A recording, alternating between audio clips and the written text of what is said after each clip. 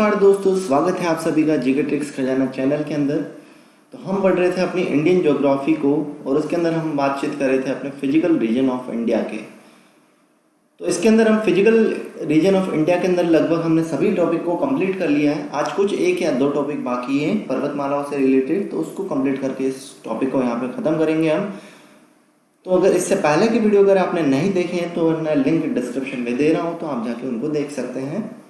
तो आज हम बातचीत करेंगे, कल तक हमने प्रायद्वीपीय पठारों के बारे में बातचीत की थी। भारत के प्रायद्वीपीय पठार कौन कौन से हैं, अरावली पर्वतमाला की बातचीत की थी, इसके बाद विंध्याचल पर्वतमाला, सतपुड़ा पर्वतमाला, इन सभी की बातचीत हमने कल के वीडियो में की थी।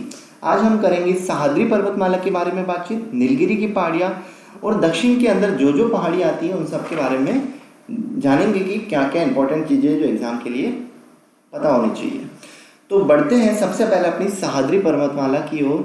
तो सह्याद्री पर्वतमाला के स्टार्टिंग की अगर मैं बात करूं तो ये अपने मध्य भारत से नीचे से इसकी स्टार्टिंग होती है। किसकी? सह्याद्री पर्वतमाला की मध्य भारत से नीचे। तो ये वाला जो एरिया है अपना, यहाँ से इस एरिया में क्या हो जाएगी, अपनी सह्याद्री पर्वतमाला आती है। कौन सी? सह्याद्री पर्वतमाला।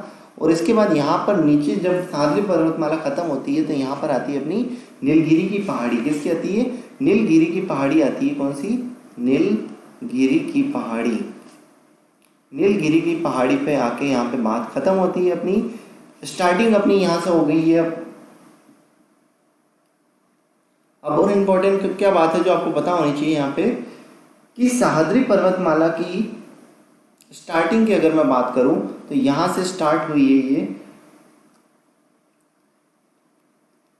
सह्याद्री पर्वतमाला, और ये खत्म कहां पर होगी? अपनी इस पोजीशन पे आके सह्याद्री पर्वतमाला खत्म हो जाएगी। अब सह्याद्री पर्वतमाला को 16 डिग्री उत्तरी अक्षांश रेखा, कौन सी? 16 डिग्री उत्तरी अक्षांश रेखा, उत्तरी अक्षांश रेखा क्या करती है? दो भागों में विभाजित करती है सह्याद्री पर्वतमाला को। सह्याद्री पर्वतमाला को उत्तरी अक्षांश 16 डिग्री उत्तरी अक्षांश रेखा दो भागों में विभाजित करती है। ऊपर वाले पार्ट के अंदर दो पीक आती है जिनका नाम क्या हो जाएगा? एक तो हो जाएगा अपना कालसुबई, और उसके जस्ट नीचे कौन सी हो जाएगी? अपनी महाबलेश्वर।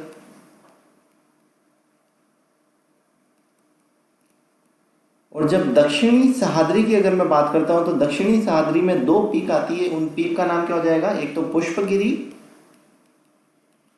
और दूसरी हो जाएगी अपनी कुद्रेमुख। दूसरी क्या हो जाएगी? अपनी कुद्रेमुख।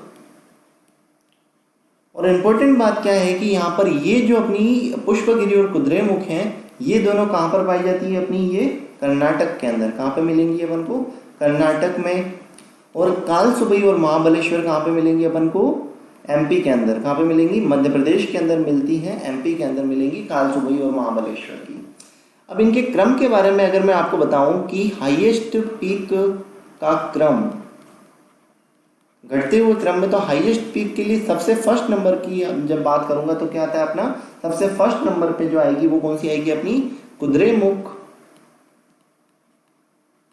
सेकंड की अगर मैं बात करूंगा तो क्या आ जाएगी? सेकंड नंबर पे हो जाएगी अपनी पुष्पगिरी। पुष्पगिरी के बाद थर्ड नंबर की अगर मैं यहाँ पे बात करूंगा तो थर्ड नंबर पे आती है अपनी कालसुबई। थर्ड नंबर पे कौन सी हो जाएगी? अपनी कालसुबई।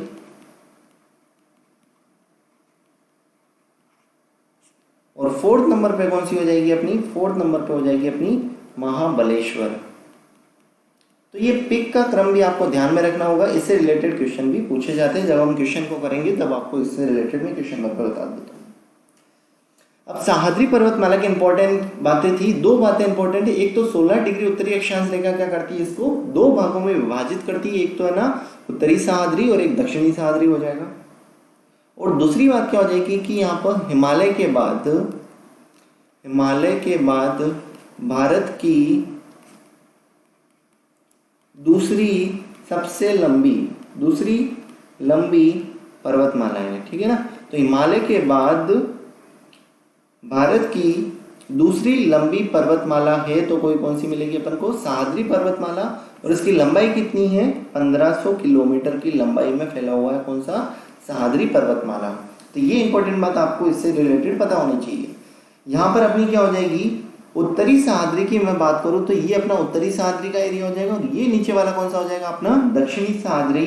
तो इन दोनों से रिलेटेड एक इंपॉर्टेंट बात है जो पता होनी चाहिए, क्या हो जाएगी कि उत्तरी सह्याद्री में बेसाल्ट चट्टानें पाई जाती है। कौन सी? बेसाल्ट चट्टानें। तो उत्तरी सह्याद्री में कौन सी चट्टानें पाई जाएंगी? अपनी बेसाल्ट चट्टानें पाई जाती है। अब इन बेसाल्ट चट्टानों के पाए जाने का रीजन क्या हो जाएगा अपना? लावा। तो बेसाल्ट चट्टानों का कारण क्या हो जाएगा? लावा के कारण। अब ये जो लावा है अपना, ये लावे के कारण यहाँ पे किस प्रकार की मिट्टी पाई जाती है? अपनी काली मिट्टी पाई जाती है। और काली मिट्टी के कारण यहाँ पर क्या होता है अपना? कपास की खेती क्या होती है? सर्वाधिक होती है। तो ये बात भी आपको ध्यान में रखना होगा। अब जब अपन दक्षिणी सह्याद्री की बात करूंगा मैं, तो दक्षिणी सह्याद्री के अंदर किस प्रकार की? दक्षिणी सह्याद्री के अंदर अपना ग्रेनाइट और नीस की चट्टानें, ग्रेनाइट प्लस नीस की चट्टानें पाई जाती है। ग्रेनाइट प्लस नीस की चट्टानें पाई जाती हैं। तो ये दो बातें अपन को उत्तरी सह्याद्री और दक्षिणी सह्याद्री से रिलेटेड जो पता होनी चाहिए थी। तो ये वाला अपना जो पार्ट है सह्याद्री पर्वतमाला का वो कंप्लीट होता है। अब बढ़ते हैं अपन नीलगिरी की पहाड़ियाँ और उसके नीचे और आसपास की पहाड़ियाँ कौन कौन सी हैं। तो यहाँ पे मैप में उनको समझ लेते हैं अपन। तो यहाँ पे अपन ने देख लिया था कि यहाँ पे जो पर्वतमाला आई थी उसका नाम क्या था अपना? ये जो पर्वतमाला था उसका नाम क्या था अपना? नीलगिरी की पहाड़ी। नीलगिरी की पहाड़ी। अब नीलगिरी की पहाड़ी के जस्ट नीचे की अगर मैं बात करूं, जस्ट नीचे एक पर्वतमाला है जिसका नाम क्या हो जाएगा अपना? जस्ट नीचे यहाँ पर ये जो पर्वतमाला है इसका पर्वतमाला का नाम क्या हो जाएगा अपना? अन्नामलाई। अन्नामलाई की पहाड़ियाँ क्या हो जाएगा अपना? अन्नामलाई की पहाड़ियाँ हो जाएगा। अन्नामलाई की पहाड़ियाँ के जस्ट नीचे की अगर मैं बात करूँ तो यहाँ पर एक पहाड़ियाँ पाई जाती है जिसका नाम क्या हो जाएगा अपना? इलायची की पहाड़ी। कौन सी? इलायची की पहाड़ी। और इलायची की पहाड़ी के जस्ट नीचे यहाँ पर एक और पहाड़ी पाई जाती है, उसी का नाम क्या हो जाएगा अपन? नागरकोइला पहाड़ी। कौन सा हो जाएगा अपना? नागरकोइला पहाड़ी हो जाएगा। किसका? सबसे नीचे वाले का नाम क्या हो जाएगा? नागरकोइला पहाड़ी। नागरकोइला पहाड़ी हो गई। अब ये जो नीलगिरी की पहाड़ी है उसके जस्ट पास में भी एक पर्वतमाला है जिसका नाम क्या हो जाएगा अपना? पालनी पहाड़ी। क्या हो जाएगा? पालनी पहाड़ी। तो कौन कौन सी पहाड़ी कहाँ पर है अपन यहाँ पे देख तो लिया। अब ये कहाँ कहाँ पर पाई जाती है वो भी अपन को पता होना चाहिए। तो ये जो पालनी पहाड़ी है, यहाँ पे पालनी पहाड़ी कहाँ पर पाई जाती है? तो पालनी पहाड़ी कहाँ पे पाई जाती है अपनी? ये अपने पाई जाती है तमिलनाडु में। कहाँ पे पाई जाएगी? अपनी तमिलनाडु के अंदर पालनी पहाड़ी पाई जाती है। अन्नामलाई की पहाड़ी की अगर मैं बात करूं तो अन्नामलाई की जो पहाड़ियां हैं अपनी केरल प्लस तमिलनाडु में पाई जाती है। कहाँ पर पाई जाती है? केरल प्लस तमिलनाडु के एरिया में अपनी अन्नामलाई की पहाड़ी पाई जाती है। अब ये जो अन्नामलाई की पहाड़ी है इसकी हाईएस्ट पीक के बारे में अगर पूछ लिया जाए कि इसकी हाईएस्ट पीक कौन सी है, तो क्या हो जाएगी अपनी? अनाईमुदी। क्या हो जाएगी? अनाईमुदी। क्या हो जाएगी? इसकी हाईएस्ट पीक हो जाएगी, है ना। तो अनाईमुदी क्या हो जाएगी? हाईएस्ट पीक हो जाएगी अन्नामलाई की पहाड़ियों की। और इसकी जो पीक की जो हाइट है वो कितनी हो जाएगी अपनी? 2995 मीटर हाइट हो जाएगी। किसकी? अनाईमुदी की पहाड़ी की। हाईएस्ट पीक क्या हो जाएगी अन्नामलाई की पहाड़ी की? अनाईमुदी हो जाएगी। और इसकी जो हाइट है वो हो जाएगी 2995 मीटर। और दक्षिणी भारत की सबसे ऊंची चोटी है। और यह दक्षिणी भारत की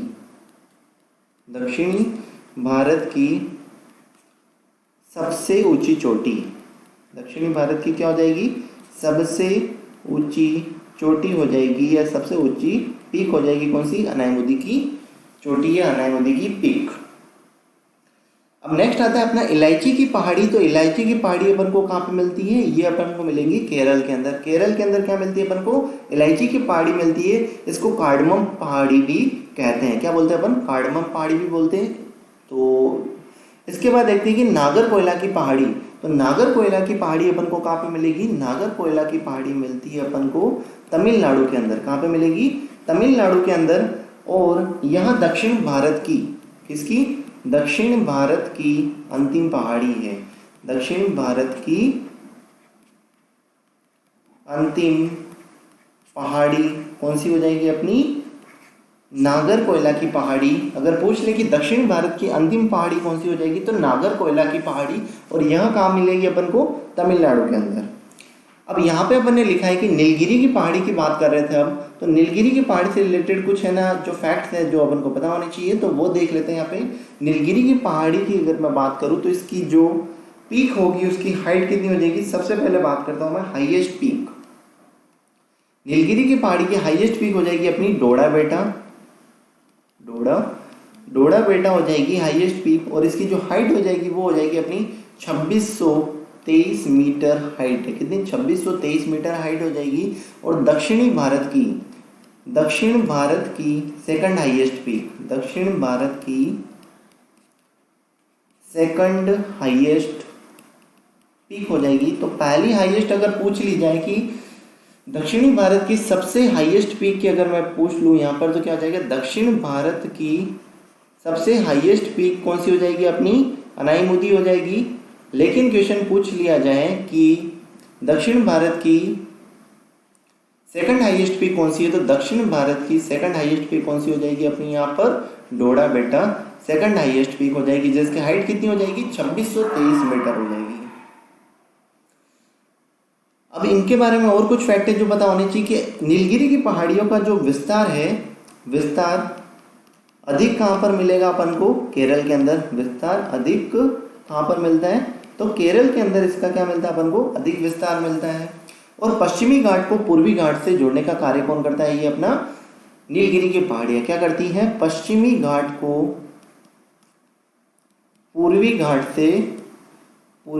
से जोड़ने का कार्य करती है, ठीक है ना। पश्चिमी घाट को पूर्वी घाट से जोड़ने का कार्य कौन करता है, अपना नीलगिरी की पहाड़ियाँ। नेक्स्ट हो जाएगा यहाँ पर एक हिल स्टेशन है, वो भी आपको पता होना चाहिए। तो हिल स्टेशन कौन सा हो जाएगा यहाँ पे अपना, ऊटी, जो अपना तमिलनाडु के अंदर बहुत ही फेमस हिल स्टेशन है ऊटी के अंदर, जो अपना कहाँ पे, अपना तमिलनाडु के अंदर है। तो यहाँ पर नीलगिरी की पहाड़ियों में एक हिल स्टेशन मिलता है, उसका नाम क्या हो जाएगा अपना, ऊटी हिल स्टेशन। तो ये इंफॉर्मेशन आपको नीचे दक्षिणी पर्वतमालाओं से रिलेटेड पता होनी चाहिए। सबसे पहले अपनी नीलगिरी की पहाड़ियाँ, नीलगिरी की पहाड़ी के राइट में अपनी पालनी पहाड़ी के जस्ट नीचे अपनी अन्नामलाई की पहाड़ियाँ हो जाएंगी। अन्नामलाई की पहाड़ी के जस्ट नीचे कौन सी पहाड़ी आती है, अपनी इलायची की पहाड़ियाँ। और इलायची की पहाड़ी के जस्ट नीचे अर्थात दक्षिण भारत की अंतिम पहाड़ी कौन सी हो जाएगी, अपनी नागरकोइला की पहाड़ी। और नागरकोइला की पहाड़ी अपन को कहाँ पे मिलती है, तमिलनाडु के अंदर मिलती है।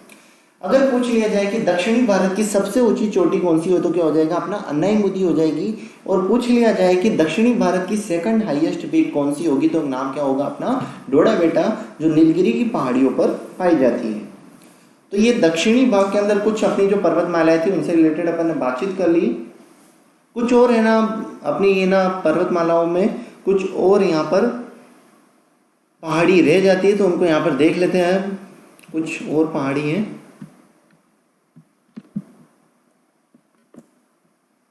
तो जो पहाड़ी बच रही है उनको और देख लेते हैं कौन कौन सी पहाड़ी बच रही है। तो यहाँ पर एक पहाड़ी है जिसका नाम क्या हो जाएगा अपना, नल्ला मलाई की पहाड़ी। कौन सी हो जाएगी अपनी, नल्ला मलाई की पहाड़ी हो जाएगी। उसके जस्ट नीचे नल्ला मलाई के नीचे क्या हो जाएगी अपनी, पालकोंडा की पहाड़ी। क्या हो जाएगा, पालकोंडा की पहाड़ी हो जाएगा। नल्ला मलाई के जस्ट नीचे क्या हो जाएगा, पालकोंडा के जस्ट नीचे क्या हो जाएगी अपनी, जावेदी पहाड़ी। कौन सी हो जाएगी अपनी, जावेदी पहाड़ी। और जावेदी पहाड़ी के जस्ट नीचे क्या हो जाएगा अपना, शेवरॉय। क्या हो जाएगी, शेवरॉय पहाड़ी हो जाएगी, शेवरॉय पहाड़ी हो जाएगा। देन जस्ट नीचे की अगर मैं बात करूँ तो क्या हो जाएगा अपना, पंचमलाई। क्या हो जाएगी अपनी, पंचमलाई की पहाड़ी हो जाएगी। कौन सी पहाड़ी हो जाएगी अपनी, पंचमलाई की पहाड़ी। तो ये अपनी प्रायद्वीपीय भारत की जितनी भी पहाड़ियाँ थी उस वाले टॉपिक को physical region of the India में अपन ने सारी चीज़ों को कवर कर लिया है। तो देख सकते हैं कि ये जो अपनी अन्नामलाई की जो पहाड़ी थी, पालकोंडा की पहाड़ी है, ये दोनों कहाँ पर मिलती है अपन को, तो ये अपन को मिलेंगी अरुणाचल प्रदेश में। कहाँ पे, अरुणाचल प्रदेश के अंदर पाई जाती है। कहाँ पे मिलती है, पालकोंडा और नल्लामलाई की पहाड़ी अरुणाचल प्रदेश में। जावेदी पहाड़ी, शेवरॉय पहाड़ी, पंचमलाई की पहाड़ी अपन को कहाँ पे मिलेंगी, तो ये अपन को मिलेंगी तमिलनाडु के अंदर। कहाँ पे मिलती है, तमिलनाडु के अंदर मिलती हैं। तो इसी प्रकार अपनी जितनी भी प्रायद्वीपीय भारत की पहाड़ियाँ थी वो कंप्लीट होती है। इसी के साथ अपना फिजिकल रीजन ऑफ इंडिया का टॉपिक भी कंप्लीट होता है। नेक्स्ट टॉपिक में हम मिलेंगे प्रायद्वीपीय भारत के दर्रों के लिए। तो आज की क्लास को यहीं पर समाप्त करते हैं, तब तक के लिए बाय बाय। अगर ये सेशन आपको अच्छा लगा हो तो ज़्यादा से ज़्यादा इससे ना वीडियो को शेयर करना है, और अगर हमारे चैनल पर नए हैं तो चैनल को सब्सक्राइब करना ना भूलें। Thank you guys.